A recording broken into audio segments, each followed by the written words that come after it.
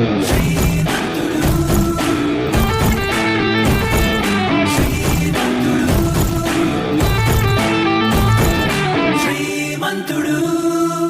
Number 1 flavoured condoms. జోరుగా పడుతున్న వర్షాన్ని ఏమాత్రం లెక్క చేయకుండా ఫాస్ట్ గా బైక్ మీద వెళ్తున్నాడు కిషోర్. అప్పుడే ఫోన్ రావడంతో బండిని ఒక చోట ఆపి ఫోన్ లిఫ్ట్ చేశాడు. హలో, అర్జెంట్ గా నాకు కండోమ్ ప్యాకెట్ కావాలి. డూరెక్స్ బ్రాండ్, ఎన్ని ఫ్లేవర్స్ దొరికితే అన్ని hotel blue moon room number 102 కి తీసుకొచ్చి ఇవ్వు, కమ్ ఫాస్ట్ అని చెప్పి కాల్ కట్ చేశాడు అవతల వ్యక్తి. వారం రోజులుగా పడుతున్న వానలకి నగరంలో రెండో ప్రమాద హెచ్చరిక కూడా జారీ అయ్యింది. కానీ ఒకసారి ఆర్డర్ వచ్చాక వెనక్కి తగ్గే రకం కాదు కిషోర్. అందుకే బైక్ స్టార్ట్ చేసి రెగ్యులర్ గా కండోమ్స్ కొనే మెడికల్ షాప్ కి బయలుదేరాడు. కిషోర్ ప్రస్తుతం సిటీలోనే ఉన్న ఆక్స్ఫర్డ్ కాలేజీలో డిగ్రీ చేస్తున్నాడు. ఆ కాలేజ్ లో చదివే స్టూడెంట్స్ అంతా డబ్బున్న వాళ్లే. కిషోర్ మాత్రం తన హాస్టల్ ఫీజుకి కూడా డబ్బులు లేక చిన్న చితక పార్ట్ టైం జాబ్స్ చేస్తూ జీవితాన్ని నెట్టుకొస్తున్నాడు. అందులో ఈ కండోమ్ డెలివరీ బాయ్ ఉద్యోగం కూడా ఒకటి. ఆర్డర్ యాక్సెప్ట్ చేశాక 5 నిమిషాల్లో మెడికల్ షాప్ కి చేరుకున్న కిషోర్ తడిచిన తన తల తుడుచుకుంటూ, హలో అన్నా, నమస్తే, చాక్లెట్ ఫ్లేవర్, వెనీలా ఫ్లేవర్, ఇలా ఏ ఉంటే అవి మొత్తం ఫ్లేవర్స్ అన్ని ప్యాక్ చేసి ఇవ్వండి అన్నా అని అడిగాడు. ఏంటి తమ్ముడు, ఏంటి స్పెషల్, ఇన్ని ఫ్లేవర్స్ అడుగుతున్నావు, ఏంది కథ అని కవ్విస్తున్నట్టుగా అడిగాడు మెడికల్ షాప్ ఓనర్. ఇప్పుడే ఒక ఆర్డర్ వచ్చింది. ఈ కస్టమర్ ఎవడో గానీ గట్టిగానే ప్లాన్ చేసినట్టున్నాడు, లేకపోతే ఇన్ని ఫ్లేవర్స్ ఏం చేసుకుంటాడు చెప్పు అని ఒక నవ్వు నవ్వి ఆ ప్యాకెట్స్ అన్ని ప్యాక్ చేస్తూనే అక్కడి నుంచి బయలుదేరాడు. కిషోర్ ఇక్కడికి వచ్చే ముందే తన గర్ల్ ఫ్రెండ్ చాన్నాళ్లుగా అడుగుతుందని రెడ్ కలర్ డిజైనర్ ఫ్రాక్ కొన్నాడు. అది గుర్తొచ్చి తెల్లారితే నా డార్లింగ్ బర్త్డే, తన కోసం కొన్న ఈ గిఫ్ట్ ఇస్తే తెగ హ్యాపీగా ఫీల్ అవుతుంది, అడ్వాన్స్ హ్యాపీ బర్త్డే బేబీ అని ముసిముసిగా నవ్వుకుంటూనే బైకు వేగం పెంచాడు కిషోర్. ఆ ఫ్రాక్ కొనడానికి డబ్బులు సరిపోక 4 నెలల నుంచి ఈ కండోమ్ డెలివరీ బాయ్ గా పార్ట్ టైం జాబ్ చేస్తున్నాడు. ఆమంటే కిషోర్ కి అంత ప్రేమ. తన గర్ల్ ఫ్రెండ్ గురించి, ఆమె కోసం కొన్న రెడ్ కలర్ ఫ్రాక్ గురించి ఆలోచిస్తూ ఉండగానే వాన ఇంకా రెట్టించింది. వానలో తడుస్తూనే హోటల్ కి చేరుకున్నాడు. బైక్ ని బయటే పార్క్ చేసి తన షర్ట్ కి అంటుకున్న బురదని తుడుచుకుంటూ హోటల్ లోపలికి అడుగుపెట్టాడు. పార్సిల్ తీసుకుని హోటల్ రూమ్ కి చేరుకున్న కిషోర్ రూమ్ బయటికి వినిపిస్తున్న ఇంటిమేట్ లవ్ మేకింగ్ తాలూకు సౌండ్స్, మాటలు విని ఈ గొంతెక్కడో విన్నట్టుందే అని మనసులోనే అనుకున్నాడు. 2-3 సార్లు కాలింగ్ బెల్ కొట్టాక రూమ్ లో నుంచి వచ్చిన వ్యక్తిని చూసి ఒక్కసారిగా షాక్ అయిపోయాడు.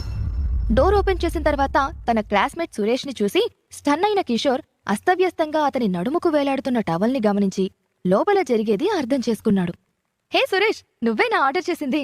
నేను ఇది ఎక్స్పెక్ట్ చేయలేదు. ఇదిగో నువ్వు అడిగిన ప్యాకెట్స్, నువ్వు చెప్పిన ఫ్లేవర్స్ అన్నీ తీసుకొచ్చాను, ఎంజాయ్ అని తన చేతులోని కవర్ అతనికి అందించాడు.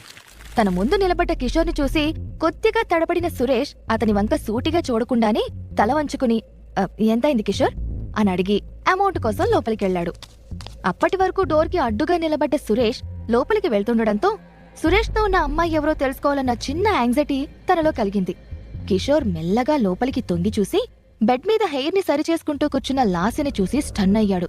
తను చూస్తున్నది ఎవరో నమ్మలేనట్టుగా టెన్షన్ పడుతూ మరోసారి కళ్ళు నులుముకుని చూశాడు. తెల్లచీర కట్టుకుని, జడలో మల్లెపూలు పెట్టుకుని, కుంకుమ రంగు గాజులు పెట్టుకుని వయ్యారంగా కాలు కదుపుతూ కూర్చుంది లాస్య. అతని కళ్ళెదురుగా ఉంది తన గర్ల్ ఫ్రెండ్ లాస్యనే అని కన్ఫర్మ్ అయ్యాక కిషోర్ కి కాళ్ల కింద భూమి కంపించినట్లయింది. కరెక్ట్ గా అదే టైంకి తల పైకెత్తి డోర్ వైపు చూసింది లాస్య.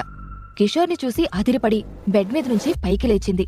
కిషోర్, నువ్వు ఇక్కడ అంటూ మాటల కోసం తడుముకుంటున్న లాస్యని చూసి పళ్ళు పొటాపటా కొరికాడు కిషోర్. అదే నేను అడగాలి, అసలు నువ్వేంటిక్కడ అని సీరియస్ గా అడిగాడు కిషోర్. రూమ్ లో అడుగుపెట్టి ఆమెకి ఎదురు వచ్చి నిలబడ్డాడు కిషోర్. లాస్యకి ఏం చెయ్యాలో, ఏమని మాట్లాడాలో అర్థం కాక 2 అడుగులు వెనక్కి వేసింది. లాస్య, ఫ్రెండ్ని కలిసొస్తానని చెప్పావు కదా, మరి ఇక్కడేం చేస్తున్నావు? పర్సనల్ మీటింగ్ అంటే ఇదేనా అని ఆవేశంగా అన్నాడు. అక్కడ జరుగుతుంది చూస్తుంది ఏమాత్రం నమ్మలేనట్టుగా హోటల్ రూమ్ అంతా పరికించి చూశాడు. బెడ్ మీద మల్లెపూలు, గులాబీ పువ్వులు పరిచున్నాయి. గదంతా అత్తరు పరిమళం గుబాళిస్తోంది.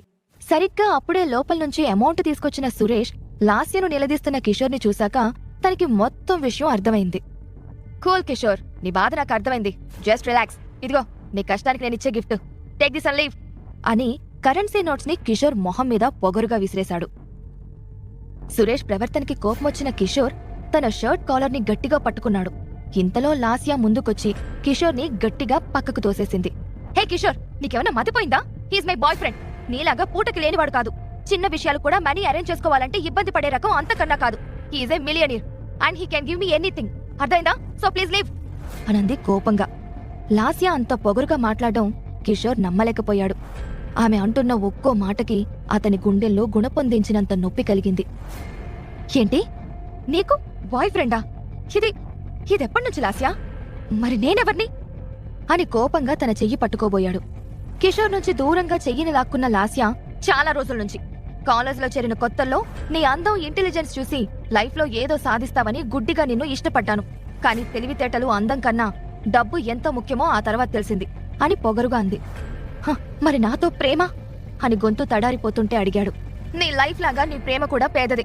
నువ్వు వేసుకునే బట్టలు, నువ్విచ్చే గిఫ్ట్స్ ఎంత చీప్ గా ఉంటాయో తెలుసా?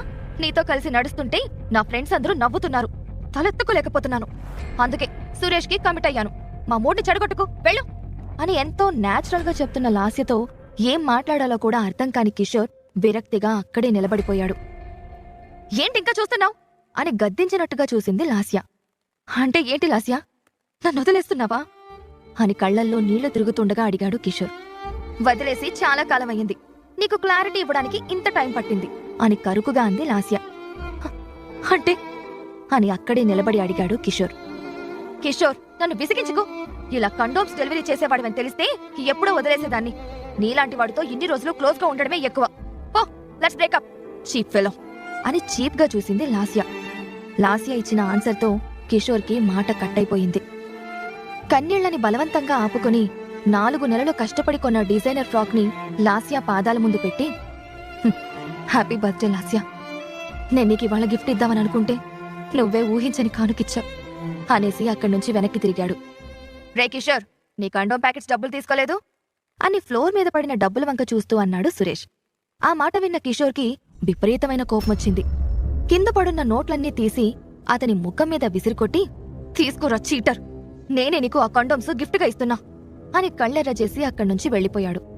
అతనలా తిరగగానే సురేష్, కమాన్ బేబీ, మూడంతా స్పాయిల్ అయింది. ఈ రాత్రిని స్వర్గంలా మార్చుకుందాం. లెట్స్ సెలబ్రేట్ యువర్ బర్త్డే అని కిషోర్కి వినిపించేలా అంటూ లాస్యను పైకి లిఫ్ట్ చేసి ఆమె లిప్స్ ను తన లిప్స్ తో గట్టిగా లాక్ చేశాడు.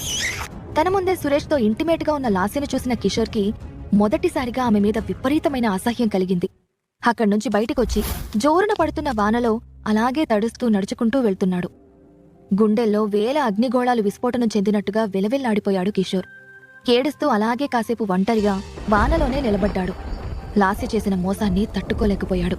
చివరికి డబ్బు కోసం బరితెగించిన ఇలాంటి అమ్మాయి తనకు దూరం అవ్వడమే మంచిదని మనసుకు నచ్చజెప్పుకున్న కిషోర్ బైక్ ఎక్కి తన రూమ్కి బయలుదేరాడు. రూమ్లోకి ఎంటర్ అవుతున్న కిషోర్ ఫోన్కి సడన్ గా వరుస పెట్టి మెసేజెస్ వస్తున్నాయి. డీప్ సౌండ్స్ విని ఈ టైంలో ఇన్ని మెసేజెస్ ఎవరు చేసుంటారు అనుకుంటూ ఫోన్ ఓపెన్ చేసిన కిషోర్ మొదటి మెసేజ్ చదివి ఎలక్ట్రిక్ షాక్ కొట్టినట్టు ఫీల్ అయ్యాడు. ఫోన్ని పట్టుకున్న అతని చెయ్యి సన్నగా వణకడం స్టార్ట్ అయ్యింది. కంగ్రాచులేషన్స్ పసుపులేటి కిషోర్, నీ 7 ఏళ్ల పేదరిక శిక్ష పూర్తయింది అని ఒక మెసేజ్ వచ్చింది. వణుకుతున్న చేతులతోనే మరో మెసేజ్ ఓపెన్ చేసి చూశాడు. ఈ రోజుతో నీపై ఉన్న అన్ని నిబంధనల్ని పసుపులేటి ఫ్యామిలీ ఎత్తేసింది. Welcome to the billionaires club అని మెసేజ్ చదివాడు. ఎగ్జైట్మెంట్ తట్టుకోలేని కిషోర్ రూమ్లోకి వెళ్లి కూర్చుని మిగతా మెసేజెస్ ని కూడా జాగ్రత్తగా చదివి ఒక రకమైన ఫీలింగ్ తో నిద్రపోయాడు. మరుసటి రోజు పొద్దున్నే హుషారుగా నిద్రలేచి బ్యాంక్కి బయలుదేరాడు. ప్రపంచంలోని అతిపెద్ద బ్యాంక్ అయిన సిలికాన్ సిటీ బ్యాంకు చేరుకున్నాడు. ఆ బ్యాంకు ముందు ఎన్నో లగ్జరీ కార్స్ పార్క్ చేసున్నాయి. బాగా డబ్బున్న ధనవంతులు మాత్రమే ఆ బ్యాంకులో అకౌంట్ ని యాక్సెస్ చేయగలరు. తలదించుకుని నేరుగా మెట్లెక్కి బ్యాంకులోకి వెళ్తున్న కిషోర్ ఎదురుగా ఫోన్ చూసుకుంటూ పరధ్యానంగా దిగొస్తున్న దీపికాని గమనించుకోకుండా ఢీకొట్టాడు. కింద పడ్డ దీపిక కిషోర్ని, అతని చీపు బట్టల్ని చూసి, హే ఇడియట్, కళ్ళెక్కడ పెట్టుకుని నడుస్తున్నావు? ఇంతకీ ఎవరు నువ్వు? ఊపుకుంటూ వచ్చేస్తున్నావు, పోతులకి అని కసురుకుంది ఆ అమ్మాయి. దీపికను చూసి కిషోర్ సమాధానం ఇవ్వకుండా, పాపకి మనమెవరో తెలియక పిచ్చి పిచ్చిగా మాట్లాడుతుందిలే అని మనసులోనే అనుకుంటూ చిన్నగా నవ్వుకున్నాడు. అతని నవ్వుకి ఇరిటేట్ గా ఫీల్ అవుతూ, రే యదవా, ఆర్ యు డెఫ్? వెళ్ళమంటే వినపట్లేదా? ఎందుకు నవ్వుతున్నావురా ఇడియట్ అని అరిచింది. ఆమె మాటలకు రియాక్ట్ అవ్వడం అనవసరం అనుకున్న కిషోర్ సైలెంట్ గా బ్యాంకు లోపలికి వెళ్లిపోయాడు. హలో బాసు, ఇదేమన్నా నీ అత్తారిల్లు అనుకున్నావా? ఎవరు పడితే వాళ్ళు లోపలికి వెళ్ళిపోవడానికి? ఇదేం సత్రం కాదు, వరల్డ్ టాప్ మోస్ట్ బ్యాంక్, బయటినాడు అంటూ గోల చేసింది ఆ అమ్మాయి. ఆ అమ్మాయి మాటలకు ఫీల్ అయి, హలో మేకప్ పాప, మర్యాదగా మాట్లాడు, నాకు లోపల పనుంది, లోపలికి వెళ్లాలంటే నీ పర్మిషన్ తీసుకోవాలని రాజ్యాంగంలో రాసుందా అని కఠినంగా అన్నాడు కిషోర్. కిషోర్ మాటలకు కోపగించుకున్న Deepika, you beggar, how dare you అని అతన్ని కొట్టేందుకు చెయ్యి పైకెత్తింది. కిషోర్ రియాక్ట్ అవ్వకముందే ఆ చేతిని ఆపింది అప్పుడే అక్కడికొచ్చిన ఆ బ్యాంక్ ఎంప్లాయ్ కుందన. తనను మధ్యలోనే ఆపిన కుందనను చూసి, హాయ్ కుందన, కరెక్ట్ టైంకొచ్చావు. చూడు, వీడెవడో కూడా తెలియదు, బ్యాంకులోకి వితౌట్ పర్మిషన్ ఎంటర్ అవుతున్నాడు.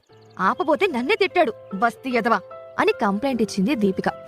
ఇట్స్ ఓకే దీపిక, మీరు వెళ్ళండి, ఐ విల్ హ్యాండిల్ ఇట్ అని దీపికని పంపించి కిషోర్తో మాట్లాడడానికి వెనక్కి తిరిగింది కుందన. కానీ అతను అక్కడ కనిపించకపోవడం చూసి, పాపం ఇది కూడా నార్మల్ బ్యాంక్ అనుకుని వచ్చుంటాడు, కాదని తెలుసుకుని వెళ్ళిపోయి ఉంటాడు అనుకుంది. తన రూంలోకి వెళ్లబోయిన కుందన బ్యాంకు లోపలికి ఎంటర్ అయి వీఐపీ సెక్షన్ వైపు వెళ్లబోతున్న కిషోర్ను చూసి గుండె ఆగినంత పని అయ్యింది. హే నిన్నే, ఆగు, అసలెలా వచ్చావు లోపలికి? ఈ బ్యాంక్ నీలాంటి వాళ్ళ కోసం కాదు, వెళ్ళు అని మృదువుగా చెప్పి అతన్ని ఆపింది. ఆ పాప గోల అయిపోయింది, ఇప్పుడు నీ గోల మొదలైందా అని మనసులోనే అనుకున్న కిషోర్ కుందనతో మాట్లాడుతూ, మీరు పొరబడుతున్నారు, నాకు ఈ బ్యాంకులో అకౌంట్ ఉంది అని సమాధానమిచ్చాడు. కిషోర్ వైపు చూసిన కుందనికి అతని అవతారం చూసి విపరీతమైన కోపమొచ్చింది. గట్టిగా తిట్టాలనిపించింది. కాని తన చుట్టూ ఉన్న కస్టమర్స్ డిస్టర్బ్ అవుతారు అన్న కన్సర్న్తో కోపాన్ని కంట్రోల్ చేసుకుంటూ, హలో గల్లీఫిలో, నీ దగ్గరున్న ఏటీఎం కార్డు అకౌంట్ బుక్ ఏది ఇక్కడ పనిచేయదు. ఇది కేవలం శ్రీమంతుల కోసం ఓపెన్ చేసిన బ్యాంకు. నీకు చెప్పినా అర్థం కాదు, నా టైం వేస్ట్ చేయకుండా దయచేసి బయటకెళ్ళు అని రిక్వెస్ట్ గా అంటూనే అరిచింది కుందన. అబ్బా, నా గర్ల్ ఫ్రెండ్ మోసం చేసిందన్న బాధలో నేనుంటే పొద్దు పొద్దున్నే మీ గోలేంటమ్మా అని విసుక్కుంటూనే ఆమెకి ఆన్సర్ చెయ్యకుండా వీఐపీ సెక్షన్ వైపు నడిచాడు కిషోర్. ఆ సెక్షన్లోకి వెళ్లడానికి కుందనకు, బ్యాంకు మేనేజర్కి చాలా కొద్ది మంది వీఐపీ కస్టమర్స్ కు మాత్రమే పర్మిషన్ ఉంటుంది. ఆ కస్టమర్స్ ఇందులోకి అడుగు పెట్టాలన్నా కూడా గోల్డెన్ కార్డ్ తప్పనిసరి. అందుకే కళ్ల ముందే తన మాట లెక్క చేయకుండా కిషోర్ లోపలికి వెళ్లేందుకు ట్రై చేయడం చూసి ఆమెకి ఎక్కడలేని కోపమొచ్చింది. హే, ఏం చేస్తున్నావు? చెవులు పనిచేయట్లేదా?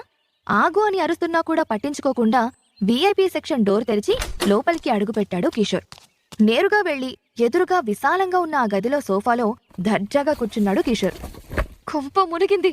మేనేజర్ చూస్తే నా పని అంతే. అబ్బా, వీడి దగ్గర గోల్డెన్ కార్డ్ ఏం కర్మ, కనీసం ఆధార్ కార్డు కూడా లేనట్టుంది.